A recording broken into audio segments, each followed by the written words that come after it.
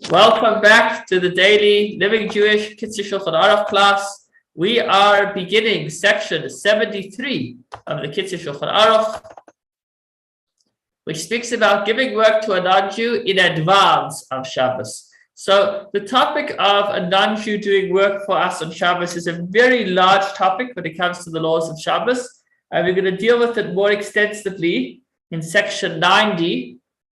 But the Kitzur Shulchan Aruch is going in the order of life. So we started with the morning and then through the course of the day, through the course of the week. And now we're getting ready for Shabbos. In section 72, we spoke about already on Sunday, we're starting to prepare for Shabbos.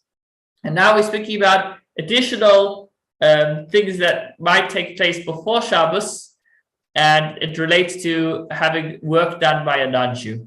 So before we go into the text, I'd like to just give a little introduction as far as what is the story with asking a non-Jew to do something for you on Shabbos, or what is the concept of a Shabbos guy, as is known. Shabbos guy is often there would be a non-Jew that would be so glad to assist his Jewish neighbors with things that the Jews themselves wouldn't be allowed to do. So let's start first with a very general question. What kind of story is that? If you do it, you're not allowed to do it, so you'll make somebody else do it instead. So the answer to that is very simple. It's that a Jew is commanded to keep Shabbos. A non-Jew is not commanded to keep Shabbos. So by asking him to do it, you're not making him sin instead of you. He's doing something that he's allowed to do. So there's nothing derogative about that. It would be like, I guess in any profession, if you were to have a doctor that would refer you to a different doctor because it's not that doctor's domain, it doesn't mean that he's trying to get you off his shoulders. It just means that the area that you need assistance with is an area that's not for him to do, it's for somebody else. So in order for the world to work in the 21st century especially, a lot of activity needs to be done on Shabbos, which are forbidden labors, but these labors are forbidden to the Jew. But Baruch Hashem, non-Jews are allowed to do these activities, and so we can fill in for each other. And sometimes in a business arrangement, the arrangement will be that the non-Jewish partner takes on Shabbos for the Jew to take on another day. It's also quite a sophisticated process because the Jew doesn't want to be making money off Shabbos, and we'll speak about that another time. But the first point I wanted to make is that there is absolutely nothing wrong with a non-Jew breaking Shabbos. On the contrary, a non-Jew is actually not even meant to keep Shabbos, because Shabbos is one of the special signs of the Jewish people. Okay, now that we've cleared that, so then that seems to give us a green light. You could get your non-Jewish friend to do everything for you. So that would make things fairly simple. If you could get a non-Jew to do whatever you yourself can't do. So the rabbis, here we go, the rabbis. The rabbis instituted a prohibition. It's a rabbinic prohibition of asking a non-Jew to do work for you on Shabbos. And they consider it like a shlichus, like a proxy, which means that if you ask a non-Jew to do something for you on Shabbos, it's considered as if you did it yourself. Okay, just as were you to push the remote, well, you're not actually turning on the light. You're just pushing the digital switch, and the switch is telling the light to go on. We don't say that. We say that, no, you caused the light to go on. In fact, that could, in a way, maybe even be easier if it's maybe very indirect, although it's also not allowed. But when you ask a non-Jew to do something for you, what he does is considered to have been done by you yourself. So, biblically speaking, there would be nothing wrong with a non-Jew doing something for you, but the rabbis instituted shlichus l'gai l'chumra, which means that a non-Jew is considered as your emissary to make things more stringent, which means that when you ask him to do something that you can't do, it's considered as if you did it yourself. It's considered as if you actually violated Shabbos. So that takes us to the other extreme. Based on that, the whole concept of a Shabbos guy simply should not exist. There would never be a scenario where you could ask a non-Jew to do work for you, because If you ask him to do it for you, then it's considered like you've done it yourself. However, since it was the rabbis that instituted this prohibition of asking a non-Jew to do work for you, they made exceptions. There are scenarios where they allowed it.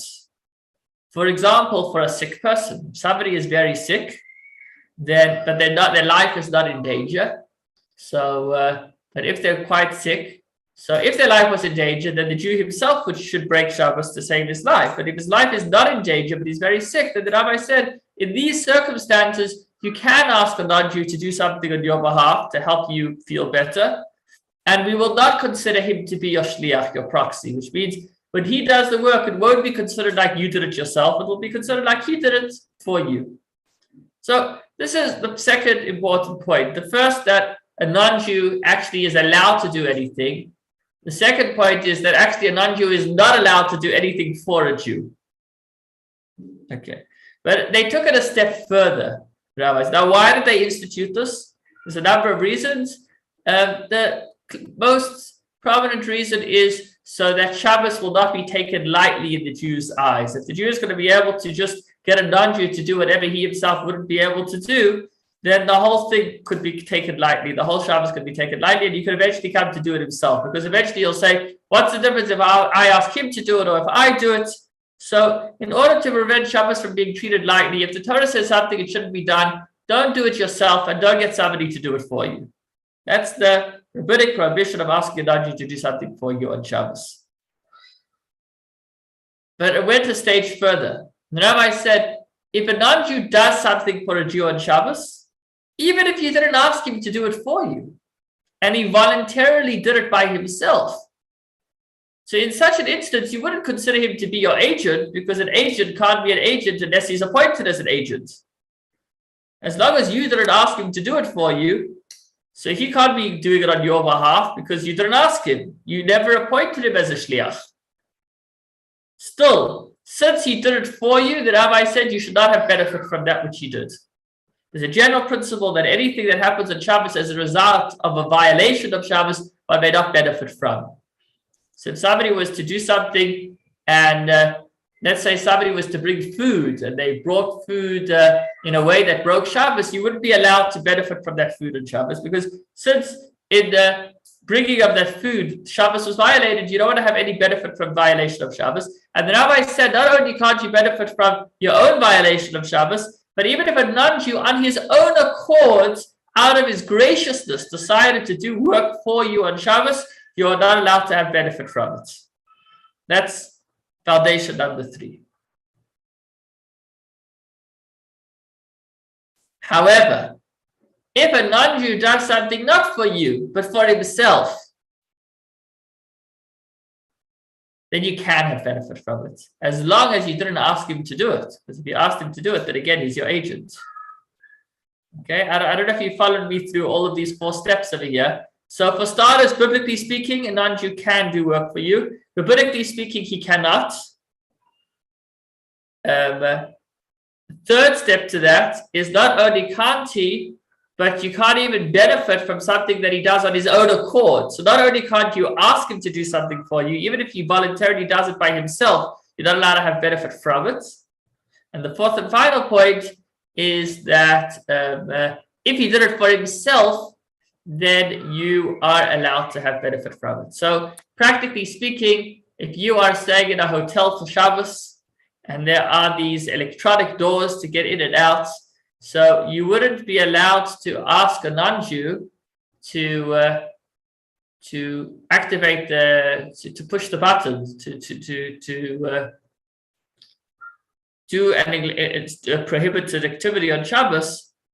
Even though he's the one doing it, he's doing it for you and you're asking him to do it. Even if he did it for you on his own accord, you actually shouldn't benefit. So he actually came and he decided, or you were sitting in the dark and he decided to turn on the light for you, if possible, you should actually walk into another room, because you don't want to have benefits from that. I mean, he's going to think you're Meshuggah because he sees you sitting in the dark and he turns on the light, and then you leave the room that has light and you go into another dark room. But that's what needs to be done. However, if he put on the light not for you but for himself, which means, let's say it was a lounge and it was getting dark, and then somebody from the hotel came and turned on the light for other non-Jews that were there, or for themselves. So then it's fine. You could stay and enjoy the light because the light wasn't turned on for a Jew on Shabbos. What about if it's a hotel where there's some Jews in the room and some non-Jews in the room? So we actually follow the majority, and then somebody from the hotel, the non-Jew, comes and turns on the light. So then we'll follow the majority. If the majority of the people in the room are Jewish, then you should walk out. If the majority of the people in the room are not Jewish, then you can stay because it means it wasn't done for a Jew. That said, there is a leniency if you were already able to see beforehand and it was just making it better, lighter, then by you staying in the room, it's not considered like you are having direct benefit because you could have been there without it, and leniency can be granted. And really, in each of these scenarios, it's worth calling a rabbi, but it's definitely important to have the basic foundations of what most people don't know of the prohibition of asking a non-Jew. So just one final time to really get it clear. A Jew cannot ask a non-Jew to do something for the Jew. A non-Jew cannot voluntarily do something for a Jew, but a non-Jew can do something for himself, and then the Jew may go and benefit from it. Based on those three important points, let's take a look at this specific scenario, which is discussed in section 73, which is where you gave work to a non-Jew before Shabbos, with the possibility of him actually working on Shabbos. Let's look at how you do that in a kosher way, so that you don't set up. If you're going to take your suit to the dry cleaners, and you're going to say to the dry cleaners, please can you dry clean my suit on Shabbos? I don't know, maybe it's a winter Shabbos in England where Shabbos goes out at 4 p.m. and you have a Saturday night party and you want it to be still hot off the press and you say, I don't want you to do it on Friday. I want you to dry clean my suit on Shabbos so that I can pick it up once Shabbos is over. That would be problematic. But there are other ways that you can give it to the dry cleaner where there's no problem at all. Let's look at the different scenarios.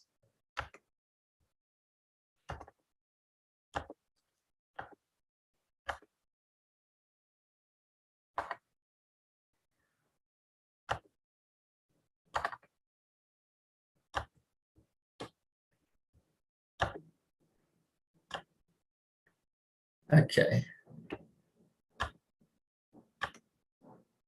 So it is, just to see inside alone what we've already discussed, it is forbidden to allow a non-Jew to do work for you on Shabbos. The sages based this on the verse, no manner of work should be done, which implies not even through a non-Jew. So it was the rabbi's prohibition, but they found an allusion to this in the verse. If you give the work to the non-Jew on Friday, even though the non-Jew does it on Shabbos, it's fine. But only on the following two conditions. So that means practically you are allowed to bring your suit into the cleaners on Friday, even if that means that, as a result of that, it's going to be dry cleaning your suit on Shabbos, it's fine. Provided that the non-Jew must take the article from the house of the Jew before Shabbos and not on Shabbos. So if it was actually a laundry service where they actually collect and deliver, so they wouldn't be allowed to collect your laundry on Shabbos, even if they were coming by foot and there was an Erev. Because since they are taking it in order to do a forbidden activity, so then they need to have it in advance of Shabbos. That's the first condition. And the second condition is that the wages of the non-Jew should be set in advance, so that he will be doing the work for his own sake in order to get paid. So this is really the key over here. Let me first read to the end. Therefore, if you have a non-Jewish assistant for a predetermined period of time, it is forbidden to allow him to do any work for you on Shabbos, because then the work is done solely for the benefit of the Jew. If a non-Jew travels to a certain place and a Jew gives him a letter to carry there, which he will carry on Shabbos, the Jew must give him some compensation, so that the non-Jew does it for his compensation and not gracious. Not sure how that's pronounced. So to discuss this outside, when entering into a business arrangement or an arrangement for an activity to be done. So there's two types of work. There's one type of work is where you pay the person for their time. There's another type of work where you pay the person for the job. In Hebrew, it's called a schiriyom or kablanot. So either a day worker or a contractor. What's the difference between a day worker and a contractor? So if I want to do renovations to my house and I get hold of a builder, there's two ways that I could make an arrangement with him. Either I could tell him that I will pay him such and such amount for every day that he works on the house, or I could tell him that I'm going to give him this amount of money to get the job done. And when it comes to the laws of Shabbos, there's a fundamental difference between these two setups. If I'm paying him per day, then it means that although he is benefiting as well, it means that he's working for me. He is my agent. He's a paid agent. He's working on my behalf because he's mine. He's not my slave, but it means that his time is my time. I'm paying him to do what I need to get done, and he's benefiting as well by getting a nice salary. So although maybe he wouldn't care about me and the only reason he's doing it is because he wants his money, it doesn't change the fact that he is doing it for me. When it's a contract, so then it changes. In a contract, we say that, no, his time and his work is not yours. He's working for himself. He's a private contractor. So he says that he will do something, he will get a job done if you pay him. Once you pay him for the job and not for his time, then he is no longer your agent. He's now an independent person that's getting a job done, and you're paying him for his own work. So a day worker is a day worker is not allowed to do work for you on Shabbos because you're paying them for your time. But if it is a contractor where you're not paying him for his time, but you're paying him for the job, so then you would be allowed to give him your suit before Shabbos, because you're giving him the suit. You're not paying him for his time. You're just paying him for the job. He needs to get the job done. So if you tell him that, dry clean my suits and I'll give you 200 rand, and you make up an amount beforehand, he's now no longer working for you. He's working for himself. Now, there are a few more conditions, but that's the two main questions, the two main conditions he mentions now is, firstly, the article needs to reach him before Shabbos. And secondly, you need to pay him for the job and not for his time. And so he says also, if somebody was acting as your mailman, you would need to pay him a certain fee so that it now becomes his own job, even though he's not Jewish, rather than just paying him for his time, in which case it would be like he's acting as your agent, which would be not allowed on Shabbos. And the wage should be established for the entire job, and the non-Jew should not be hired by the day. So as we just mentioned that. Finally, the fourth condition, an important condition, is that it is forbidden to stipulate with the non-Jew that he do the work on Shabbos. So when you take your student to the dry cleaner, you're not allowed to tell the dry cleaning service that I want this to be done on Shabbos, even though he's a private contractor and he's working for himself. If you're making him do it on Shabbos, if you say, I'll only give you the suit if you'll actually do this on Shabbos and not on Friday and not on Sunday or Monday, then that is not allowed as well. But if you're not explicit about his doing it on Shabbos, but you set the time for the work to be completed shortly after Shabbos, and it is clearly impossible to complete the work by that time unless it is done on Shabbos, that's also not allowed. So if you bring in the suit on a Friday afternoon just before sunset, and you say, I need it immediately after Shabbos, although you didn't tell him to do it on Shabbos, since the only way he'll get the job done is by working on Shabbos, that wouldn't be allowed either. To be continued. Thank you so much for joining. Wishing you a wonderful evening.